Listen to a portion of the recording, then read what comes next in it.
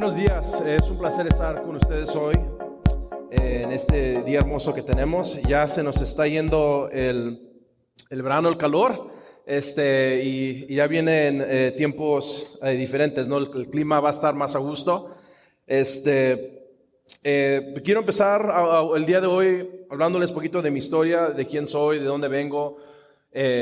Yo soy nacido aquí en Arizona y he vivido aquí toda mi vida. Yo cuando tenía 19 años es cuando yo le entregué mi vida a Cristo, y desde ese entonces ha sido un proceso bonito, ha sido un proceso difícil, ha sido un proceso maravilloso de diferentes maneras, ¿no? Y el camino ha sido, desde que me hice cristiano, un momento de diferentes maravillas. Entonces, a lo que me refiero es,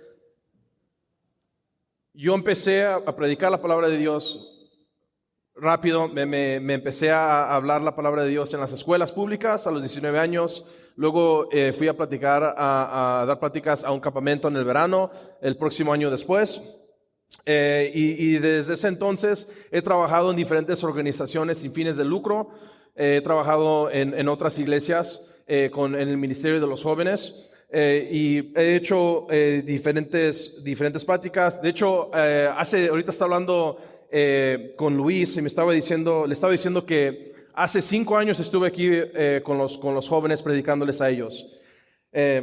Actualmente soy un pastor de deportes en la iglesia Christ Church of the Valley, y en nuestra iglesia tenemos deportes, más que nada es fútbol. A lo que me dedico, soy el director técnico de nuestra organización de fútbol, pero también son momentos donde predicamos y oramos con la gente y somos parte de una iglesia. Además de eso, también soy parte de una organización que se llama Real Talk Reframe, que da pláticas a jóvenes y habla de las cosas relevantes de lo que está pasando hoy en este día. Y también estamos creando materias para darles a las iglesias para que hablen con los jóvenes. Entonces, quiero empezar nomás para decir muchas gracias por dejarme estar aquí hoy.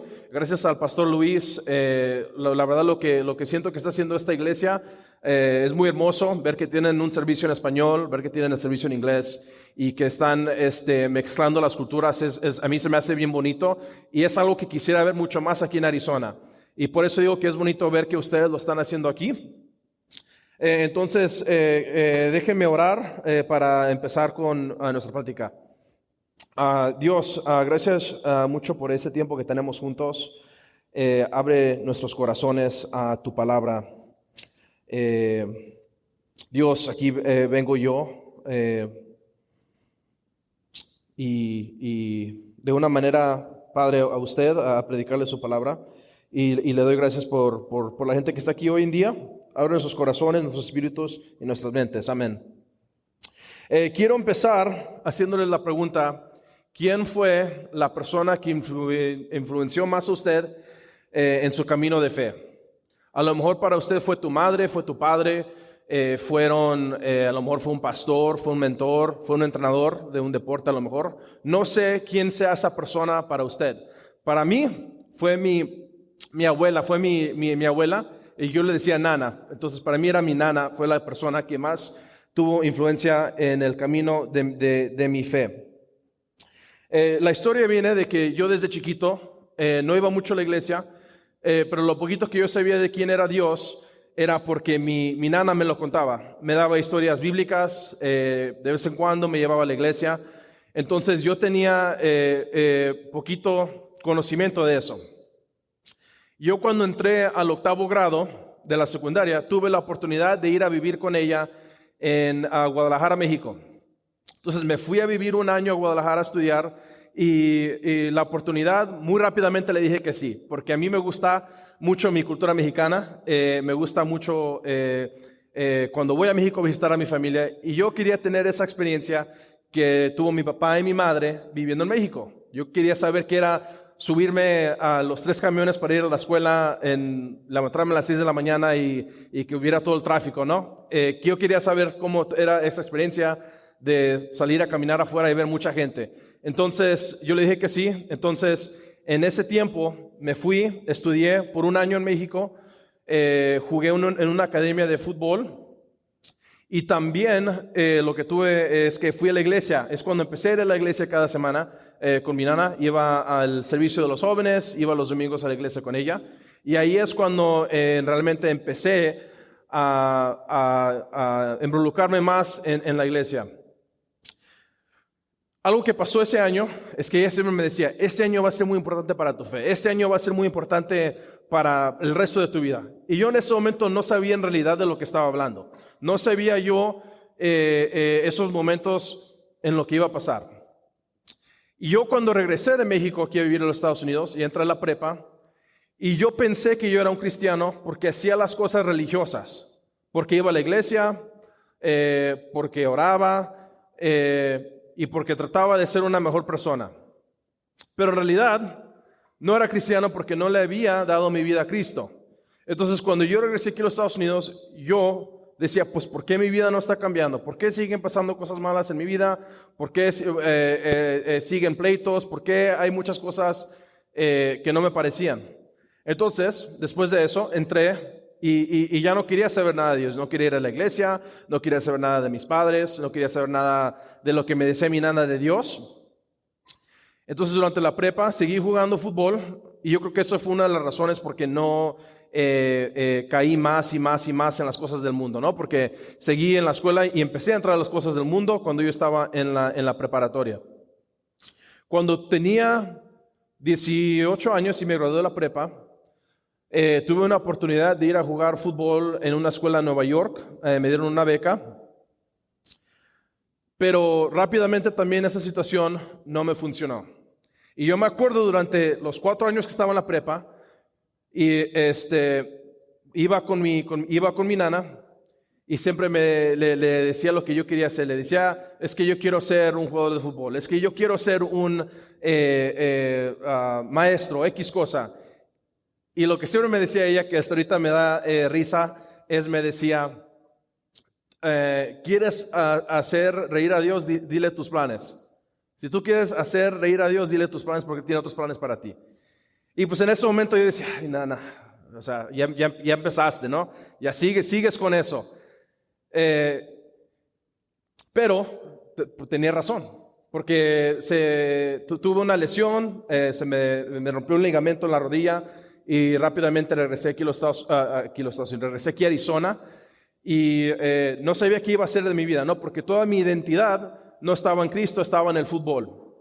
Entonces ese año fue muy difícil para mí, no sabía qué iba a hacer, quería seguir jugando, me quería rehabilitar la rodilla y tuve unas muy malas experiencias y malas experiencias espirituales en esos momentos. Y el año un amigo me invitó a una iglesia donde había mucha gente de mi edad y empecé a tener pláticas importantes, trabajar mi fe y qué es lo que es esto. Y en ese entonces es cuando yo le di mi vida a Cristo. La razón por que les digo esa historia es porque cada quien de nosotros tenemos una responsabilidad grande a la propia generación. Cada quien de nosotros tenemos la importancia para eso. No importa la edad que tenga uno, ¿no? No importa el conocimiento de la Biblia que tenga uno, no importa nada de eso, sino que cada uno de nosotros, siendo cristianos, tenemos una responsabilidad a la nueva generación. Le quiero enseñar, le quiero decir unas estadísticas que tengo aquí. Les voy a decir 4 estadísticas. La primera dice, Lifeway Research en el 2019 escribió un artículo sobre por qué los adolescentes o adultos jóvenes ya no van a la iglesia. Enumeraron las 5 razones principales. Una de esas razones decía que el 29% no se sentía conectado con la gente de la iglesia. El 29% de los adolescentes y jóvenes no se sentían conectados a la gente de la iglesia. Es un tercio. El 59% de jóvenes entre 18 y 29 años permanecieron en la iglesia porque tenían un amigo adulto en la iglesia. El 29% va a la iglesia porque tuvo un mentor que no era un pastor o alguien que trabajaba para una iglesia. Y el 43% de cristianos que hay ahorita en los Estados Unidos vinieron a Cristo antes de los 12 años. Entonces, aquí con esas estadísticas, lo que dice es que tenemos responsabilidad desde niños, desde jóvenes, de adolescentes y de adultos de 18 a 29 años, ¿no? Debe de haber una cadena de conexión dentro de nuestras iglesias, de liderazgo, de los ancianos, hasta los adultos, hasta los jóvenes y más chiquitos, ¿no? Y debemos tener eso dentro de nuestras iglesias porque la nueva generación es importante.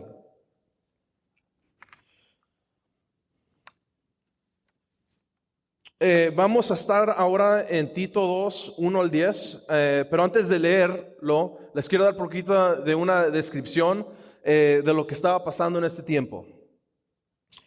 Pablo le escribió una carta a Tito. Pablo confiaba en Tito. Pablo tenía ordenado a Tito que fuera a crear una gran isla en la costa de Grecia.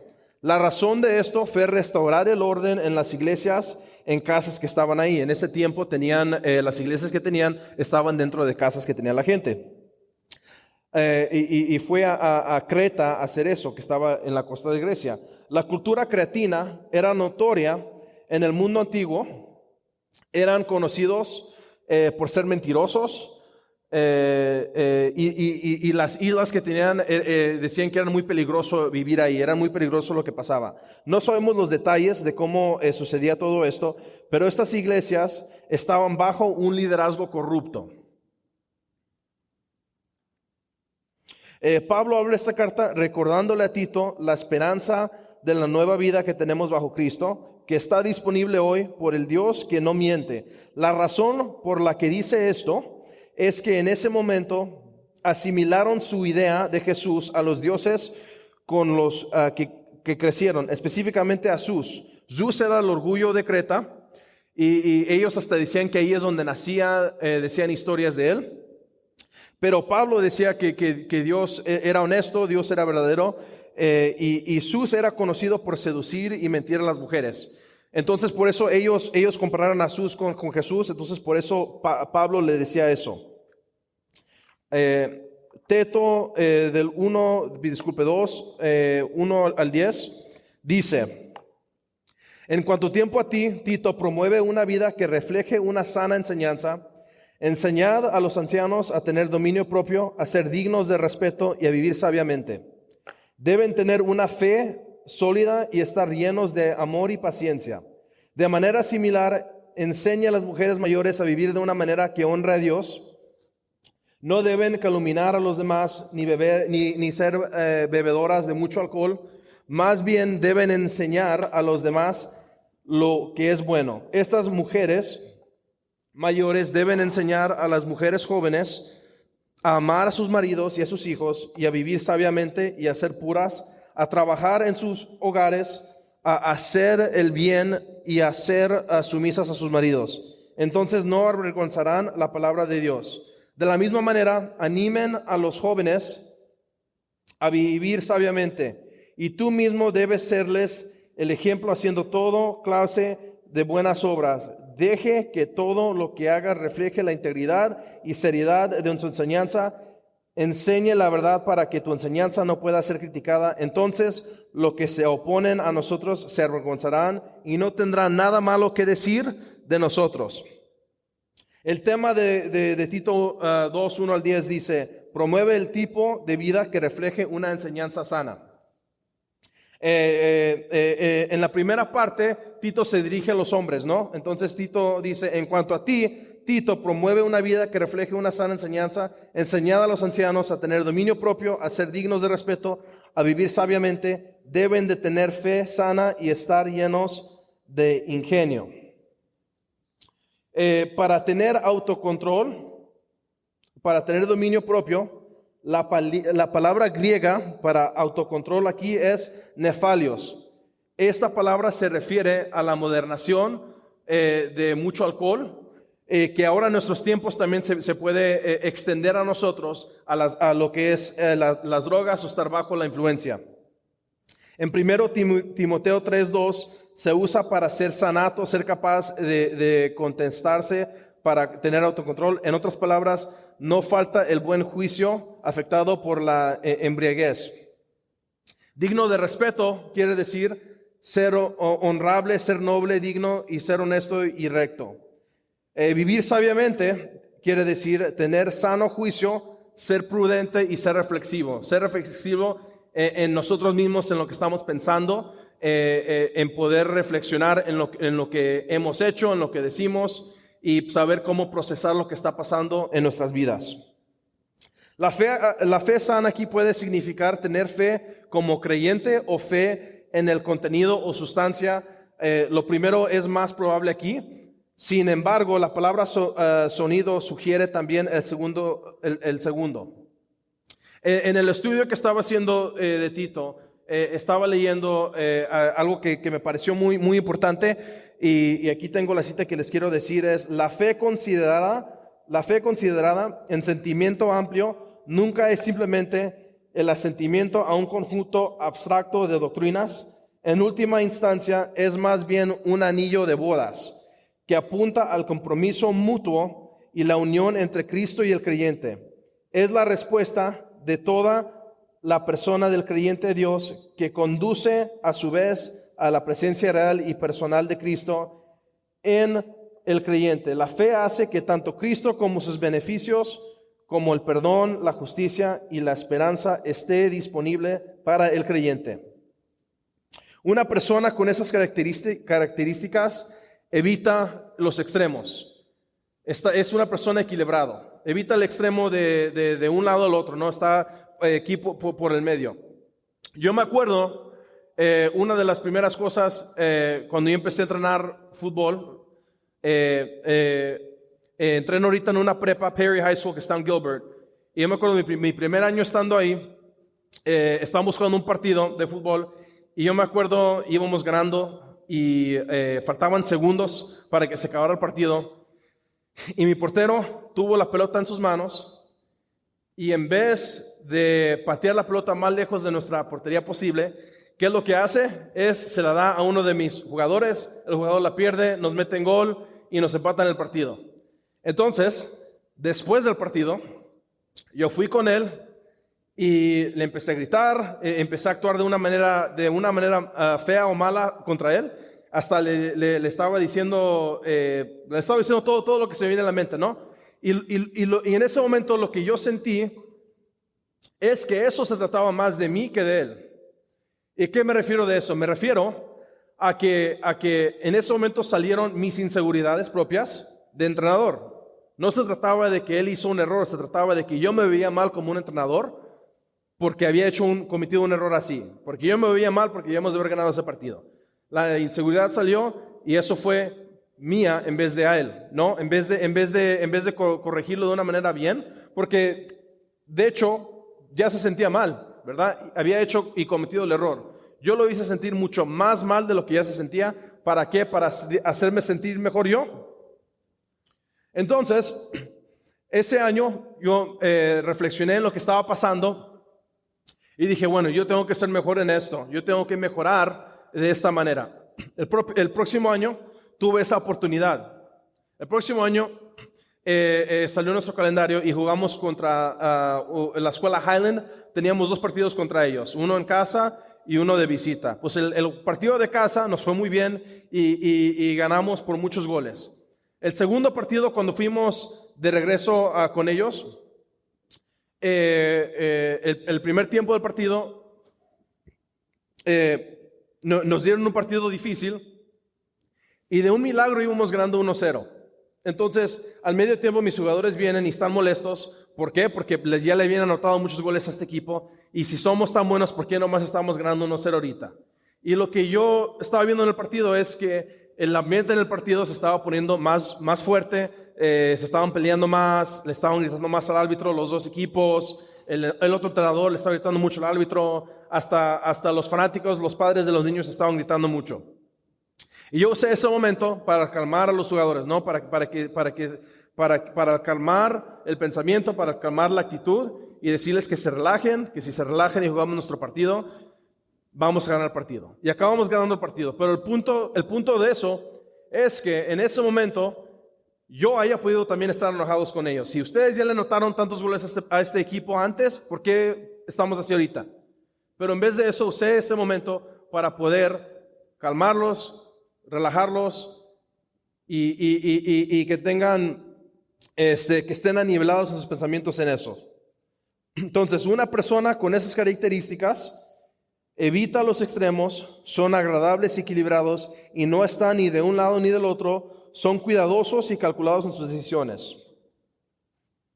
Seguimos seguimos con Tito 3. De manera similar, enseña a las mujeres mayores a vivir de una manera que honre a Dios. No deben calumniar a los demás ni ser bebedoras de mucho alcohol, más bien deben enseñar a los demás lo que es bueno. Estas mujeres mayores deben enseñar a las más jóvenes a amar a sus maridos y a sus hijos, a vivir sabiamente, a ser puras, a trabajar en sus hogares, a hacer el bien y a ser sumisas a sus maridos. Entonces no avergonzarán la palabra de Dios. Aquí esto está pasando algo muy interesante en la cultura, ¿no? Decimos, pues, pero ¿por qué están diciendo todo esto? ¿Qué es lo que estaba pasando en ese tiempo, no? Cuando nosotros leemos la Biblia, cuando hacemos estudios de la Biblia, tiene mucho que ver lo que está pasando en la historia, ¿verdad? Porque la Biblia es un libro que es historia de lo que ha pasado en el mundo, es lo que está pasando en la cultura en el tiempo, y luego qué es el mensaje de Tito. Entonces vemos todas estas cosas juntas. Lo que está pasando en este tiempo es dentro del mundo grecorromano del siglo I. Existe la llamada nueva mujer, caracterizada por el vestimiento, la conducta de mujeres sexuales y socialmente libres. Se trataba de una identidad femenina vanguardista, liberada y promiscua, que se había arraigado y se estaba extendiendo. Para muchos eso fue una amenaza. La retórica filosófica, la legislación e incluso las estatuas públicas que amplificaban la mujer romana ideal se opusieron a esta tendencia. Traída a nuestro propio mundo, las palabras continúan hablando de manera revelante, dejando que los valores culturales del fondo cambien con el tiempo y la sociedad. Por ejemplo, el patriarquismo grecorromano y el igualitarismo occidental, la centralidad del amor de Cristo en estas relaciones fundamentales es atemporal. Nuestro propio mundo ha idealizado y devaluado simplemente las relaciones familiares, ha formado sueños de prosperidad material y realización personal, ha creado estructuras económicas, identidades de roles que subverten y se oponen a las relaciones sanas, y en el entretenimiento popular nos han incitado a reírnos y aceptar visiones poco saludables de lo que debe ser la familia. Puede resultar difícil, tanto para hombre, para mujer, recuperar valores sólidos y más aún implementarlos cuando los poseen. El plan de estudio de Pablo puede ser básico, pero nunca debe eliminarse del catálogo de cursos. Las mujeres de la cultura de esta época eran conocidas por ser grandes bebedoras de alcohol, de vino. Eran conocidas por ser chismosas. Hemos visto desde el principio de los tiempos, ¿no? que cuando está pasando algo en la Biblia, Dios llama a esa gente a ser diferente de lo que está pasando en esa cultura. La palabra entrenar aquí significa instruir con prudencia y comportamiento que demuestre bien juicio. Pablo está tratando de restablecer el orden en el hogar. Este corregimiento, comportamiento que se habían ya instalado en los hogares. Entonces esto ya está pasando en los hogares cristianos en el tiempo. Esto ya está pasando en las casas, en las iglesias. Entonces Pablo está tratando de restaurar el hogar, de restaurar la iglesia, de lo que está pasando en este tiempo, y por eso les está llamando a las mujeres a ser diferentes. Los maridos en ese tiempo no se llevaban a sus esposas hasta que ellas habían en sus propias casas enseñar que están listas para el matrimonio. Entonces se casaban, pero no las sacaban de su hogar, de su casa, hasta que ellas mismas enseñaban que ya estaban listas para ser esposas. El punto principal aquí es que la mujer debe vivir y perseguir una vida de santidad.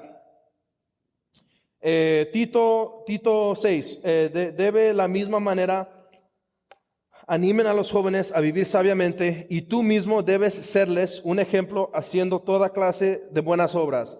Deje que todo lo que haga refleje la integridad y seriedad de su enseñanza.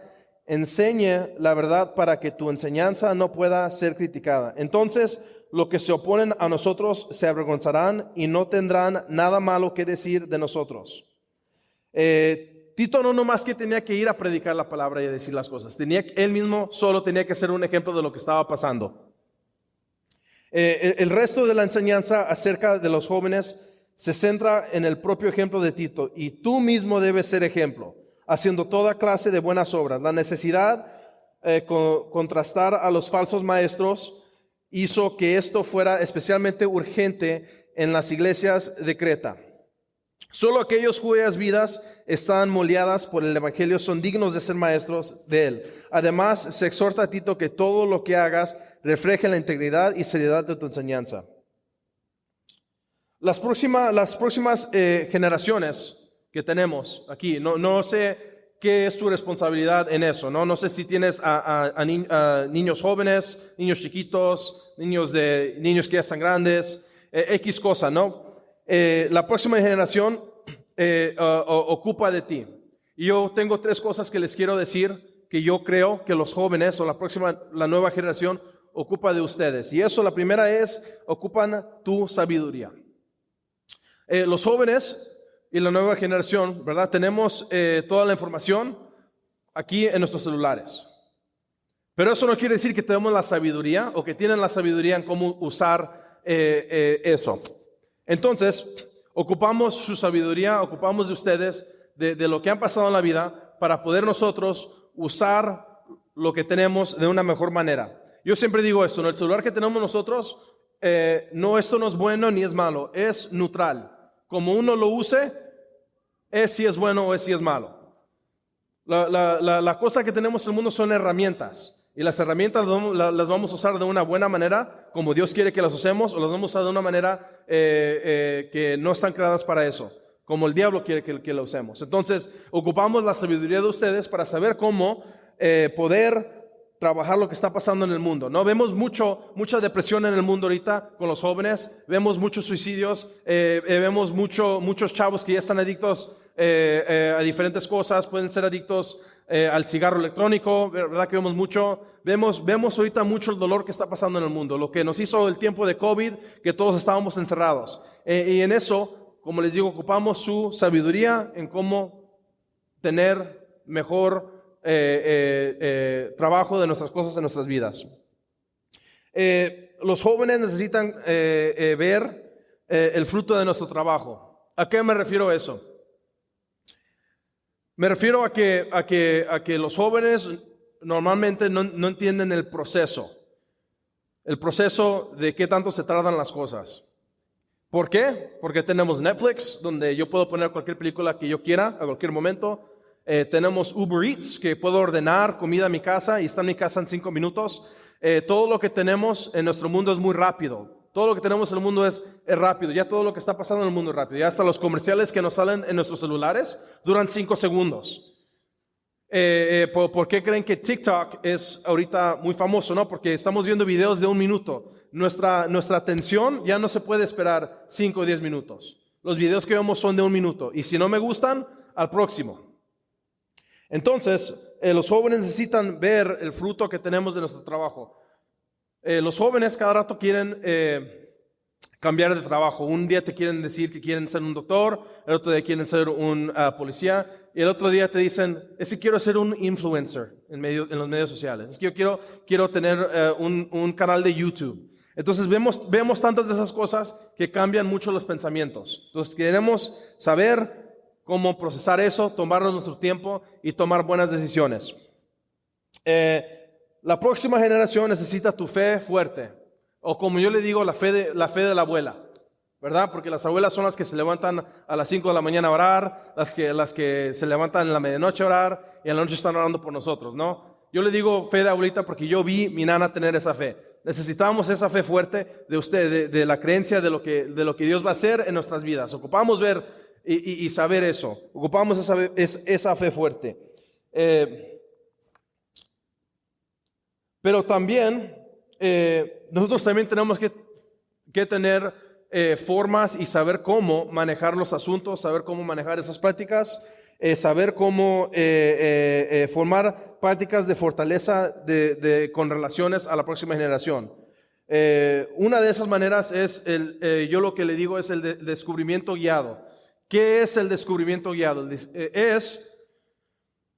Tú estás hablando con un joven y en vez de decirles lo que piensan o lo que creen, más que nada lo están guiando a la respuesta correcta. Y haciendo eso, hacemos muchas preguntas. ¿Y tú por qué crees esto? A ver, explícame más de tus pensamientos. ¿Dónde estás escuchando estas ideas? ¿Por qué crees esto? Entonces, teniendo esas pláticas y guiándolos es de una manera importante. ¿Por qué? Porque, como les digo, ellos tienen la información aquí. Entonces, si en un momento sienten que no les estás diciendo la verdad, sienten que no les estás diciendo lo correcto, ¿qué es lo que van a hacer? Van aquí y van a poner tu respuesta en Google, rápido. Entonces, por eso tenemos que tener esa relación donde podemos tener la plática abierta. Ellos se tienen que sentir a gusto teniendo la plática abierta con nosotros de lo que está pasando, porque hay mucho que está pasando. Muchos problemas sociales, muchos problemas en las escuelas, muchas cosas que los están influenciando a ellos, a sus pensamientos. Entonces tenemos que poder guiarlos en la conversación y tener esa práctica con ellos en vez de nomás estarles diciendo lo que piensen. Y eso no quiere decir que ustedes no tengan la razón, sino que es una manera de, como les digo, guiarlos a la respuesta en vez de decirles. Necesitamos entender que sus caminos son y serán diferentes que el de nosotros. Su fe se va a ver de una manera diferente que la de nosotros. Esto no quiere decir que nosotros debemos de ya darles por su lado en todo, ¿no?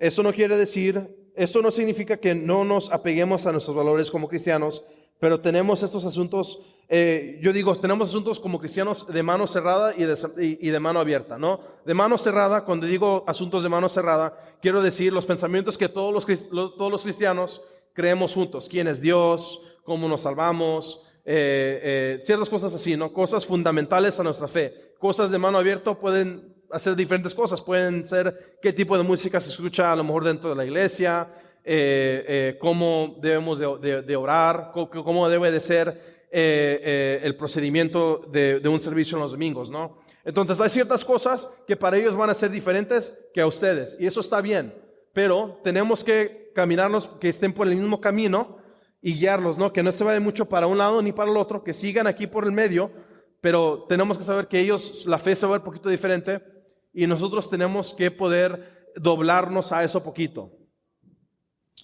La última cosa que tengo es tu juventud, o la juventud alrededor de la que está usted, es la juventud que usted tiene la responsabilidad. Es la juventud que usted puede influenciar a ellos más. Yo soy, como les dije, soy entrenador de fútbol, entreno en una prepa y también en la iglesia donde trabajo tengo un equipo ahí de niños de 12 años. Y cada de ellos tiene una historia, diferente. Entrenamos los martes, miércoles, jueves, 3 días a la semana y a veces tenemos torneos que son viernes, sábado y domingo. Entonces, entrenamos por 1 hora y media cada día, el partido dura 1 hora y media, 3 partidos en un fin de semana. Yo a veces estoy con ellos 8 a 10 horas a la semana, que es mucho más tiempo de que ellos ven a ciertas personas de sus familias. A muchos de los chavos que yo entreno, muchos de los chavos que están en la comunidad, a lo mejor no tienen padre, no tienen madre, no tienen ninguno de los dos, tienen una historia totalmente diferente y es importante, ¿verdad? Yo saber mi responsabilidad dentro ahí. Mi responsabilidad no nomás es entrenarlos en el fútbol, mi responsabilidad es saber lo que está pasando en sus vidas, poderles en ese momento predicar y orar con ellos a lo que está pasando en sus vidas, poderle hablarle a ellos de lo que está pasando y cómo Cristo puede ser el que llena la huella de su vida. A todos nosotros, Dios nos está llamando a ser fieles para que ellos puedan ser fieles. Última semana estaba leyendo un libro. El escritor se llama Justo González. Y yo quiero terminar con algo que leí, que lo voy a citar, que dice: lo que Jesús ha hecho es precisamente abrirnos un camino de amor, liberarnos para que también nosotros podamos empezar a ser para los demás. Al ser para los demás, somos verdaderamente humanos, y al ser verdaderamente humanos, somos más parecidos a Dios. De hecho, Dios se hizo humano para que nosotros pudiéramos volvernos divinos. ¿Para quién te está llamando Dios a ser hoy? ¿Son tus hijos? Tal vez sea una pareja joven, tal vez sea el joven de la iglesia que tiene una vida difícil, el niño que no tiene padre. ¿Para quién te está llamando Dios hoy? A que tú seas para Él. Para aquellos que lo entienden, para aquellos aquí que están dentro de la iglesia y que están haciendo su mayor trabajo en esto, para ustedes que están haciendo el mejor trabajo que puedan hacer en esto, sigan adelante en lo que están haciendo. Sigan adelante en lo que están haciendo. Para que aquellos que lo entienden sigan adelante para continuar hasta que un día escuches: bien hecho, mi fiel servidor. Todos que están en esta sala han sido llamados a esto. Debería haber una hermosa cadena de tutoría y discipulado desde abuelos hasta hijos hasta jóvenes, ¿verdad? Deberíamos de ver esto grande, cambiar en nuestras vidas de un lado para el otro. Cuando estamos para los demás, somos verdaderamente humanos, y cuando somos verdaderamente humanos, nos parecemos más a Jesús. La nueva generación te ocupa. La nueva generación te ocupa y empieza en tu hogar, empieza aquí en la iglesia y empieza en nuestra comunidad. Muchas gracias por dejarme estar aquí, predicarles la palabra. Voy a orar para acabar. Y ahorita se pueden venir los músicos. Muchas gracias, Dios, por este tiempo juntos. Muchas gracias por tu palabra. Gracias, Dios, por tú lo que nos llamas a hacer. Gracias por tu Biblia. Gracias a que nos llamas a hacer. Gracias a eso, Dios. Yo hablo y llamo a la gente aquí de esta iglesia, Dios, a hacer para los demás. Yo no sé en qué momento, en qué es lo que están haciendo en sus hogares, pero yo los llamo, Padre, a que puedan ver esto, a que puedan saber a dónde tú los estás llamando, Dios. Amén. Gracias por estar en la sesión de la transmisión del servicio dominical de New Life Community Church. Esperamos que haya disfrutado el sermón y que le haya ayudado a comprender al Dios al que servimos, cómo interactuar amorosamente con las personas que lo rodean y tal vez le haya dado una mejor comprensión de sí mismo. Si desea saber más sobre New Life, visite newlifescottsdale.org. Encontrará más información sobre nuestra iglesia, actividades, eventos y sermones anteriores. También puede donar al ministerio de New Life haciendo clic en el botón que dice Donation o Donación en la esquina superior derecha. Una vez más, le agradecemos su apoyo. Recuerda hacer clic en el botón Me gusta y suscribirse. Que Dios te bendiga a ti, a su familia y a su semana.